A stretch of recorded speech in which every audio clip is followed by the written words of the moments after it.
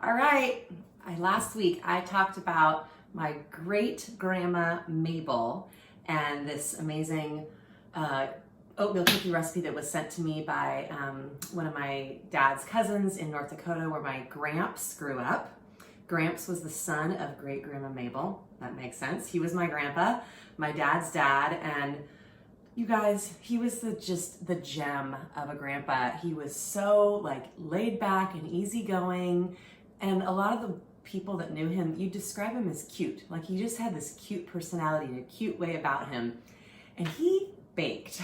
So he had a couple things that he loved to make that he was kind of famous for, especially at the holidays. One are his chocolate truffles, which I'm not making those. Maybe I will, but I might have to save some things for the future of Delight of the Bite.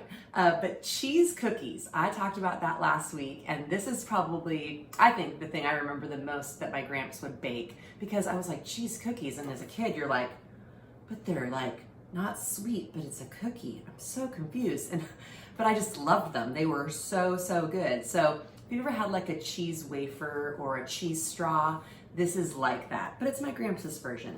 A little sprinkle of sesame seeds on top for a little crunch and a little toastiness, and you guys, they're just delicious and really, really easy. There's 6 ingredients, that's it. So I cannot wait to show you Gramps' cheese cookies. Let's get started. Okay, so I started creaming 2 and Gramps' handwriting, he probably wrote this when he was 85. He lived to be 92, he's amazing. It's a little bit hard to read, and I think it's 2 1/3 stick, but it could be 2 1/2 because he made his 2s a little bit weird. So I went in between. But anyways, I'll have the recipe details below the video. But I've been kind of soft, let the butter come to room temp, put it in your mixer. You could mix by hand, it'd just be, you build some muscles. But I got that nice and softened, and I've been whipping that. Now, 2 pounds of sharp cheddar cheese. I don't really feel like grating all that, so I bought it pre-shredded. So this is 2 pounds going in. It's a lot, because these are cheese cookies.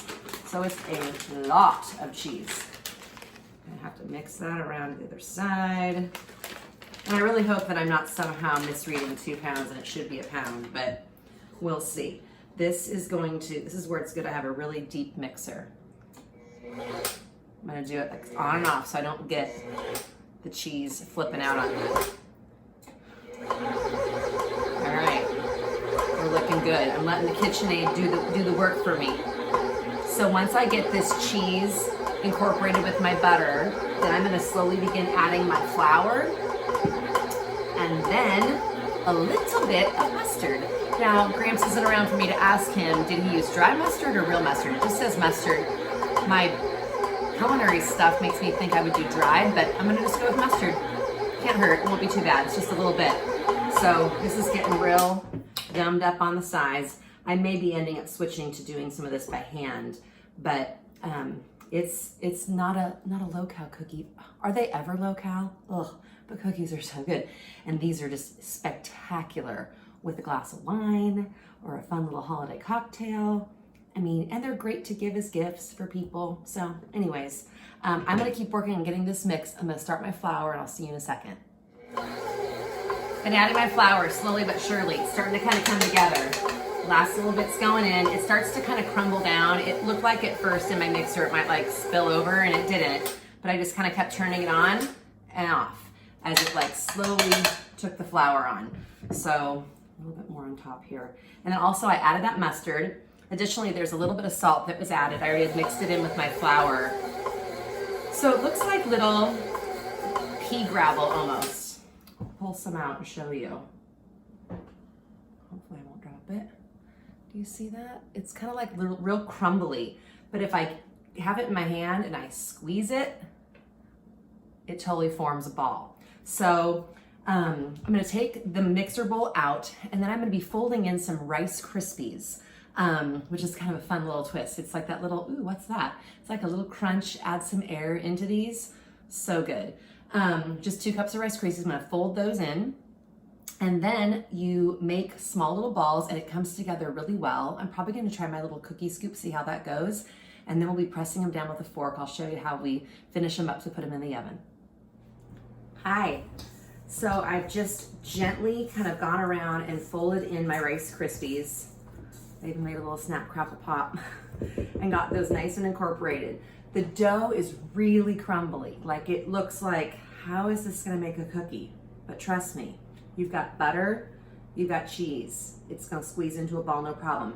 I'm using a little bit, it's like a little bit bigger size than my tiniest cookie scoop, but just be consistent. If it's a tablespoon or something that you use, be consistent with your size. I'm just pulling it up.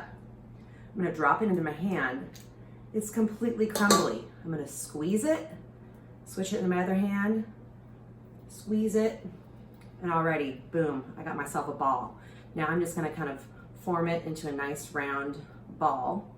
You guys, these come together so well. And then put it on my cookie sheet and keep on going. Gramps says it makes, does it say how many it makes? It doesn't. I remember it makes a lot, but the thing that's cool, these freeze really well. So sometimes when we go down to their house in Alameda, where my Granny and Gramps lived, we would, you know, have these little pop things come out of the freezer, and I'd be like, oh, it's Gramps' cheese cookies. Like, they were kind of the thing. So anyways, they freeze beautifully. And like I said, they're really yummy with like a glass of wine, you know, or anything. They're not like you have to have alcohol with them, but they do taste very good because cheese and wine are a lovely combination. My oven preheated to 350. So I'll show you what I'm gonna do. Well, actually, I'm gonna finish forming them and then I'm gonna show you the next step. All right, be right back. I wanna show you guys one more time because I'm worried that you're gonna be nervous. See my dough? I got my awesome camera guy. It is like loose sand. And then I squeeze it really tight, and look at that. And then I transfer it to this hand. I squeeze it again, put it in this hand, squeeze it again, this hand, squeeze it again. And lo and behold, I have a nice little ball, and it sticks really well to itself. So just to complete the process, I'm gonna finish putting these out, but what I then do is take a fork and I will just press down on the cheese cookie like that. And it looks a little rough on the edge, that's okay. And I'm gonna do this to every single one. And then I take some sesame seeds, sprinkle them right on there. This adds a nice little nuttiness and some texture as well. And then some paprika for color and flavor will go on top like that. And so every single one will get that done. This is a good thing to do while you're listening to a podcast. Maybe you have TV in your kitchen and you can be watching a Christmas movie or whatever. Any time of the year, these are good to make. But they make a lot, which is great. And like I said, they freeze well. So anyways, I'm gonna get these all finished, bring them out of the oven, and we'll be tasting soon enough. All right, see you in a little while. Whew, does my house smell spectacular? Okay, I forgot how much these make. It's a lot. So I actually made 2 full cookie sheet trays, which was 24 fit on a pan. They were a little crowded. And I still have about half a bit left. So it makes a lot, but you know, if you're looking for something to give away, this would be a great recipe. Or if you're like, I know I love those things, and you just want to have like a couple that you can pull out like on a Saturday night with your glass of wine or whatever, these are gems. They're so good. And you guys, my Gramps' handwriting on here is the most precious thing. For you guys that are watching that have family recipes, write them down. Let's not just do the computer thing. Because I even have the date. He wrote, because I had him write the date, 12/22/07, and he passed away in December of 08, so a year after he wrote this. He was precious. Okay, let's get into it. They look a little different than Gramps' did. I think because I made them bigger, but I didn't want to make as many balls. It's a lot of work. I'm gonna pick this guy because he's got some like lacy, crispy edges. I'm all about a lacy, crispy edge. Okay, I'm gonna be quiet. Listen for the crunch.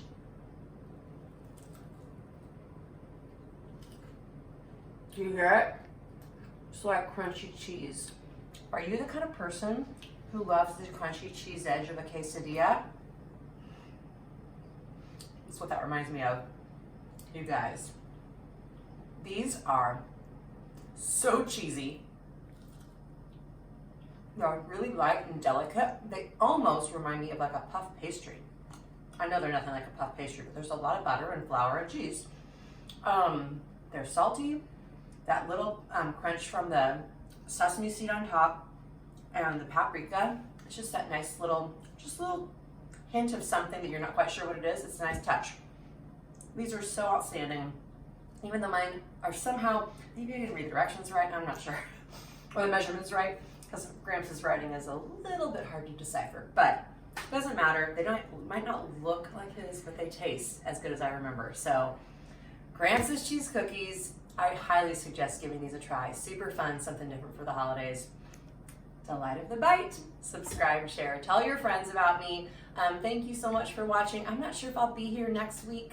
Holidays coming on strong and lots going on for people, but if I'm not, I will definitely be back in the new year, and looking forward to new things. Who knows where Delight of the Bite will go, but your support is always appreciated. Also, don't forget to check me out on Instagram at Delight of the Bite. I do different postings on there sometimes through my Instagram stories, and it's a great place to just see a little bit more of what's going on in my kitchen. All right, thanks guys. Merry Christmas, happy holidays, happy Hanukkah, all the things. All right, bye.